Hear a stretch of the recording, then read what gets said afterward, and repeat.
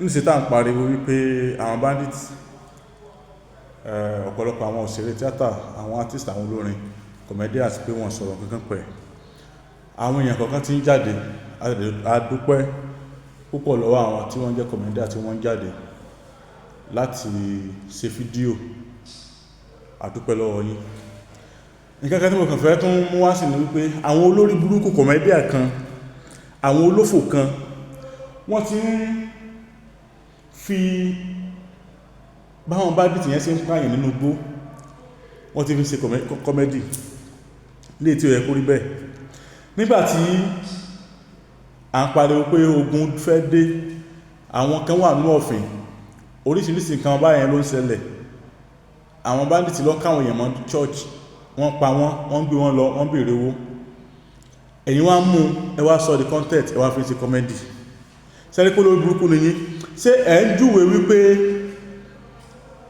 ó dáa ni àbí ẹ̀ ń lòdì sí? Ṣé nǹkan ènìyàn fi máa ṣe comedy, ẹ̀yin olórí burúkú òpònú yìí? Nígbà tó bá rán sí ara wọn kan náà nù yín, àwọn ẹranko kan tí wọ́n fi máa ya fíìmù. Ṣé nǹkan ènìyàn sọ di title film tí èèyàn fi ya fíìmù? Ṣé nǹkan tó ń ṣẹlẹ̀ yìí lèèyàn sọ di comedy tí èèyàn fi ya comedy? Àní ẹjẹ́ abẹ ìjọba, kí ni solution tó bá jẹ́ wípé Donald Trump náà ló máa wá sí Nàìjíríà wá gbà wá, kó máa bọ̀ kó wá gbà wá. Tó bá jẹ́ wípé bàbá wa Bọ́lá Ahmed Tinubu ààrẹ Nàìjíríà náà lábẹ̀ láti bá wa yọ wanted kò ní orúkọ Sunday Igboho Adéyẹmọ ká bẹ̀ wọ́n.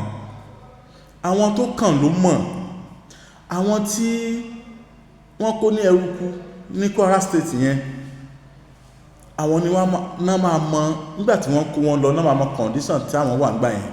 Ẹlòmíì àti ìròkú pé ṣé títàndẹ̀ ti dé bóun náà báyìí, kì wá ṣe wípé content ló wá kó tá fi máa yà. Gbogbo ẹ̀yin comedian, gbogbo ẹ̀yin artist, gbogbo ẹ̀yin òṣèré tíátà, gbogbo ẹ̀yin olórin, gbogbo ẹ̀yin sọ̀rọ̀sọ̀rọ̀ lórí rédíò, ìtẹ́ ní agbára tẹ́ náà ní ahọ́n yín láti fi ṣe fídíò bí a sì gbára wálẹ̀ lọ́wọ́ àwọn eléri ibú bandit burúkú yìí, bí wọ́n ṣe ní mo sọ ní ìjọsí pé ẹ jẹ́ kí ọkùnrin, obìnrin, pàápàá jùlọ àwọn ọkùnrin, ká máa ṣe ọdẹ ara wa báyìí, ká má máa fi gbogbo òru sùn, torí wípé láìpẹ́ láì jìnnà Ọlọ́run jẹ́ aláburú. Ẹjá máa ṣọdẹ, bàbá rẹ̀ ń tààrírí tó sì wà ládùúgbò wa, ẹjá máa gbé bí wọ́n lè rí níbo náà lọ́nbọ̀ náà ti ń bọ̀, ta ní ń wá. Ìyẹn ni wípé à ń ṣe ọdẹ. Láyé àtijọ́ tán bá ní olè fẹ́ jà tàbí olè kan jà níbi kan, àwọn bàbá wa ó jí, wọn ní sùn, wọ́n kálukú wà jókòó síwájú ta, wọ́n mọ̀ sí ọdẹ, wọ́n mọ̀ tọ́sí láti dání. Ẹ dákun ẹ jẹ́ ká wà very careful. Ọlọ́run ní jẹ́ ká ní ráburú, aburú ní sekùngẹ́ wa nítorí tọ́lọ́run. Ẹ jẹ́ kí a wà very careful. Àwa comedian àtàdẹ̀ fi ń ṣe tá fi ń ya skit, kìí ṣe skit lókù tá fi ya o, kìí sọ̀rọ̀ eré o. Ìwọ tó wá tó fi ya skit èpè ló gbà, nítorí ẹ wà very careful. Ẹ ṣeun. Ọlálẹ́kan Àyìndé Abẹ́rọ̀rọ̀ ló kọ̀ mí, Súná Yáfi Kúdé orúkọ tó gbó lọ. Abọ́ra tí kìí bọ̀ nǹkan ní sẹ́yìn pẹ̀lẹ́pẹ̀lẹ́, asá oníbàdàn kú gbé kó asá òdò oníbàdàn kú gbódó yán. Olóògbé bàbá egúngún alábàlá ló fún lásán ní tán kọ́tẹ̀ ìdígún lẹ́yìn náà pè ní ẹ̀sà ní ẹ̀ǹlẹ́ o, ẹ̀kú kalẹ̀. Ẹ ṣeun tẹ́ ń wò wá ní ìkànnì ìbánidọ́rẹ̀ẹ́ Facebook wa àti YouTube wa, Abẹ́rọ̀rọ̀ TV Pro àti Abẹ́rọ̀rọ̀ TV ní Facebook, Ajagunwale TV náà ní YouTube. Ẹ ṣeun o, kò ní bàjẹ́ fún yín o. Àṣeyẹ lálákọ̀ máa ń ṣe pọ̀ ilé, ẹ bá ṣàṣe lágbára Ọlọ́run bá o, lágbára Ọlọ́run bá. Ifá Bùkọ́lá, Ifá mi ìgbèrè bàbá mi kẹpẹ́. Bẹ́ẹ̀ ni o, Ẹlẹ́dùmarè fi àṣẹ wí bẹ́ẹ̀ jẹ́ bẹ́ẹ̀ ṣe wí àtẹ̀gbò, ṣùgbọ́n ó ní àwọn ẹ̀dá kan tẹ́lẹ́dùà fi rán wípé kí wọ́n máa fi tú kí wọ́n sì máa fi ṣiṣẹ́ ìwòsàn. Àdúpẹ́ o, Ẹlẹ́dùmarè ó ṣeun, ẹja tó ń da ibú làmú òjò apẹ́ lọ.